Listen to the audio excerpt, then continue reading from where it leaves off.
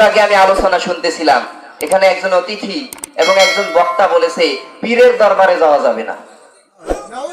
আপনারা শুনছেন, বলছে যে পিতামাতার খেদমত করতে হবে, পীরের দরবারে যাওয়ার দরকার নাই। আচ্ছা, এই কথাটা কোরআন হাদিসের কোথায় আছে? যদি আমাকে কেউ একজন দেখাইতে পারে, তাকে আমি 1,00,000 টাকা পুরস্কার দেব। আর আমি দেখাবো পিতামাতার খেদমত করতে হবে, পীরের দরবারেও যেতে হবে। আমাকে কত দিবেন সেটা বলা লাগবে। আমার আল্লাহ বলেছেন, কুনু মা'আস সাদিকিন।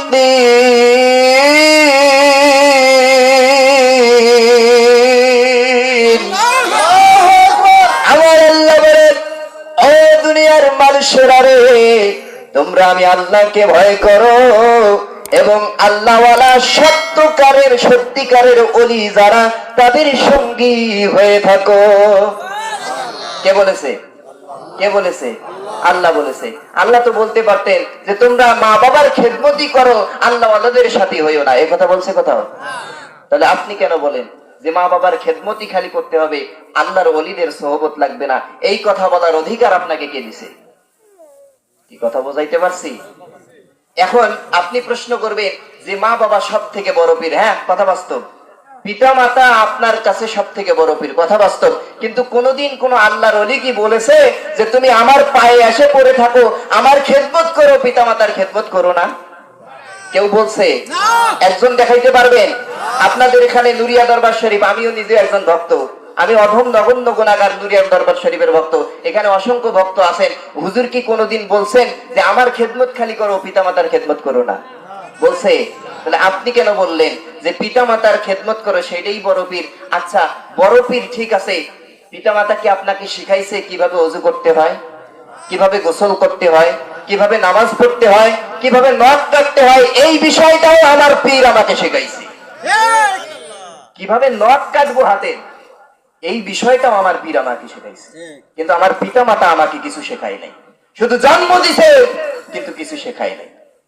তবে আমি এটা স্বীকার করি যে জন্ম যে দিছেন, এই জন্ম দেওয়ার যতটুকু ঋণ, এটা কিয়ামত পর্যন্ত তপস্যা করলেও আমি শোধ করতে পারবো, শোধ করা যাবে না। কিন্তু আল্লাহর ওলিদের সোহবত পাই বলে আপনি অস্বীকার করবেন, এই ক্ষমতা আপনাকে কে দিল? কি কথা বুঝাইতে পারছি? তাহলে পিতামাতার খেদমত লাগবে, আল্লাহর ওলিদের সোহবত লাগবে কি লাগবে না? আরো জোরে বলুন, লাগবে। সম্মানিত হাজিরিন, যারা নবীর প্রেম বোঝে নাই, ওলিদের প্রেম বোঝে নাই, তারা আল্লাহর কোরআন বুঝবে না। কোরআনে আল্লাহ কি বলছেন? ওয়াত্তাবিউ সাবিলা মান আনাবা ইলাইয়া। আমার আল্লাহ বলতেছেন ওয়াত্তাবিউ সাবিলা মান আনাবা ইলাইয়া, যারা আল্লাহমুখী হয়েছে, আল্লাহর ওলি হয়েছে, তোমরা তাদের অনুসরণ করো। কে বলছেন? আল্লাহ বলছেন। কে বলছেন? আল্লাহ বলছেন ওয়াত্তাবিউ সাবিলা মান আনাবা ইলাইয়া, যারা আল্লাহমুখী হয়েছে, আল্লাহর ওলি হয়েছে, তোমরা তাদের অনুসরণ করো। এটা কি আমি বানায়া বললাম? জোরে বলেন, বানায়া বললাম? আল্লাহ পাকের কথা। তো আল্লাহ বলছেন ওলিদের অনুসরণ করো। আমি যদি বলি না, যাওয়া যাবে না, পীরের দরবারে যাওয়া যাবে না, তাহলে কি আমারটা ঠিক হলো? আমার আলোচনায় কষ্ট পাচ্ছেন? রাগ করতেছেন? আচ্ছা, আসুন এবার মূল আলোচনার দিকে যাই। আল্লাহ পাক রব্বুল আলামিন আমাদের নবীকে পাঠিয়েছেন আমাদের জন্য রহমত হিসেবে। কি হিসেবে? রহমত হিসেবে। নবীজির যে কি শান আমরা বুঝি নাই। আসুন আপনাদেরকে হাদিস শরীফ থেকে শোনানোর চেষ্টা করি। হযরতে মূসা আলাইহিস সালামের যুগে, এটা মুসনাদে আবি ইয়ালা, হাদিসের নাম কি বললাম? মুসনাদে আবি ইয়ালা, এই কিতাবের মধ্যে আছে এবং খাসাইসুল কুবরার মধ্যেও আছে। আরো অসংখ্য কিতাবের মধ্যে এই হাদিসখানা এনেছেন মুহাদ্দিসিনে কিরাম। হাদিসে বলা হচ্ছে, মনোযোগ দিয়ে শুনবেন। আল্লাহর নবী হযরত মূসা আলাইহিস সালাম, তার সময়ে একজন ব্যক্তি 200 বছর ধরে নাফরমানি করছে। কত বছর? সবাই বলুন। 200 বছর ধরে নাফরমানি করার পরে সেই ব্যক্তি যেদিন ইন্তেকাল করবে, সেই জামানার লোকেরা বলল, ও ভাইরা, এই ব্যক্তিটা 200 বছর ধরে আল্লাহর নাফরমানি করেছে, কোনদিন আল্লাহর ইবাদত করে নাই। ও ভাইরা, আমরা তাকে দাফন করব না, সে মারা গেছে, আমরা তার পায়ের মধ্যে রশি বেঁধে তাকে জঙ্গলের মধ্যে ফেলে আসব। এইবার তাকে যখন জঙ্গলের মধ্যে ফেলে আসা হলো, আমার আল্লাহ রব্বুল আলামিন হযরত মূসা আলাইহিস সালামকে ওহী করলেন। মূসা নবীকে জানাই দিলেন, ও আমার বন্ধু মূসা, আপনি যান অমুক জায়গায় আপনার এক উম্মতকে তারা পায়ের মধ্যে রশি বেঁধে ফেলে রেখে এসেছে জঙ্গলের মধ্যে। ও বন্ধু মূসা, আপনি তাকে নিয়ে এসে দাফন কাফন করে আপনি নিজে জানাজা পড়ায় তার দাফন কাজ সমাধা করেন। সুবহানাল্লাহ। যেই মানুষটি 200 বছর নাফরমানি করল, এলাকার মানুষ তাকে জঙ্গলের মধ্যে ফেলে রেখে আসলো, সেই মানুষটার ব্যাপারে আমার আল্লাহ স্বয়ং নিজেই ওহী নাযিল করতেছেন। আমার আল্লাহ নিজেই বলতেছেন, ও আমার বন্ধু মূসা আলাইহিস সালাম, আপনি নিজে গিয়ে তার জানাজা পড়ান। সুবহানাল্লাহ। এমনকি আমার আল্লাহ গায়বী ভাবে দুনিয়ার জমিনে খবর করে দিলেন, যারা নিজেদের গুনাহগুলোকে মাফ করায় নিতে চায়, যারা নিজের গুনাহ মাফ করতে চায়, তারা যেন ওই ব্যক্তিটার জানাজার নামাজে শামিল হয়ে যায়। যারা ওই ব্যক্তির জানাজার নামাজে শামিল হবে, আমি আল্লাহ রব্বুল আলামিন তাদের জীবনের গুনাহগুলো মাফ করে দেব। সুবহানাল্লাহ। একজন গুনাহগার 200 বছর নাফরমানি করছে, তার জানাজায় কি যে যাবে তারও গুনাহ মাফ। সুবহানাল্লাহ বলবেন না? কথা বুঝতেছেন আমার? আচ্ছা, এইবার মূসা আলাইহিস সালাম চিন্তা করলেন, আমার আল্লাহর অর্ডার, তাহলে তো যেতে হবে। এই জন্য তিনি যাওয়ার জন্য রওনা দিলেন। চিন্তা করলেন, যাওয়ার পূর্বে একটু নামাজ পড়ে আল্লাহর কাছে দোয়া করে তারপর যাই। মূসা আলাইহিস সালামের সময় প্রথা ছিল, নিয়ম ছিল যে নির্দিষ্ট একটা ইবাদতখানা ছিল, ওই জায়গাতে গিয়েই নামাজ পড়তে হবে, ইবাদত করতে হবে। অন্য কোন জায়গায় ইবাদত করলে ইবাদত কবুল হবে না। কিন্তু আমরা যদি ঘরে নামাজ পড়ি, হবে কি হবে না? পাতারত যদি নামাজ পড়ি, হবে কি হবে না? দোলাবাড়িতে নামাজ পড়লে হবে কি হবে না? তাহলে মূসা নবীর সময় এই সুযোগ ছিল না, নির্দিষ্ট ইবাদতখানায় গিয়েই নামাজ পড়তে হবে, অন্য জায়গায় পড়লে হবে না।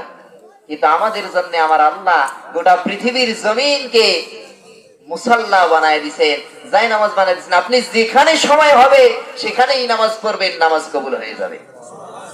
আর একটু জোরে বলুন না সুবহানাল্লাহ। তাহলে সেই নবীর উম্মত আমরা। এইবার আল্লাহর নবী মূসা কালিমুল্লাহ আলাইহিস সালাম যখন ইবাদতখানায় গেলেন, যাওয়ার পরে দেখে বিশাল বড় একটা গুই সাপ সেখানে দাঁড়িয়ে আছে। কি সাপ চেনেন? গুই সাপ চেনেন? এদিকে কি বলে?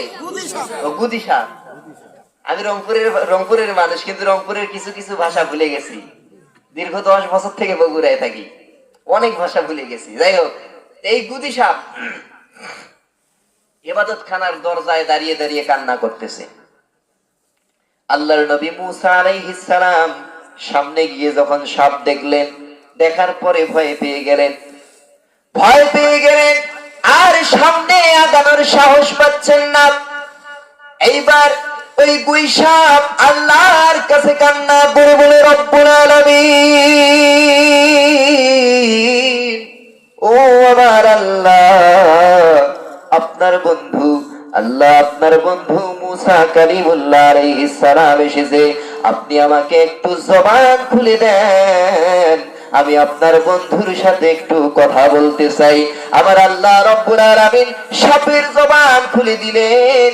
সাপ এইবার ডাক দিয়ে কথা বলতেছে, ওগো আল্লাহর বন্ধু মূসা কালিমুল্লাহ আলাইহিস সালাম, ও আল্লাহর পয়গম্বর, আপনি ভয় পাবেন না, আমি কোনো সাপ নই। আমাকে দেখে আপনি ভয় পাচ্ছেন, কিন্তু আমি কোনো সাপ নই। আমি হলাম আপনার এই ইবাদতখানার ইমাম, আমার নাম হলো আবুল হারিসা। সুবহানাল্লাহ। নাম কি? আবুল হারেসা, সে একজন মানুষ ছিল এবং তাওরাত কিতাবের পণ্ডিত ছিল। ওই জামানার বিশ্ব বিখ্যাত পণ্ডিত ছিল তাওরাত কিতাবের, এবং সে ইমাম ছিল, ওই ইবাদতখানার ইমাম ছিল। সে সাপ হয়ে গেছে। কি হয়ে গেছে? সবাই বলে সাপ হয়ে গেছে। এইবার মুসা আলাইহিস সালাম অবাক হয়ে গেলেন, হাই হাই, এ কেমন কথা? একজন ইমাম, আমার পছন্দের মানুষ, তাওরাত কিতাবের পণ্ডিত, সে সাপ হয়ে গেছে, কারণ কি? তিনি প্রশ্ন করলেন, হে আবুল হারেসা, তুমি সাপ হয়ে গেছো, এটার কারণ কি? কেমনে তোমার এই অবস্থা হলো? এইবার আবুল হারেসা বলতে লাগলো, ও আল্লাহর পয়গম্বর মুসা আলাইহিস সালাম, আমি আপনার এই ইবাদতখানার ইমাম।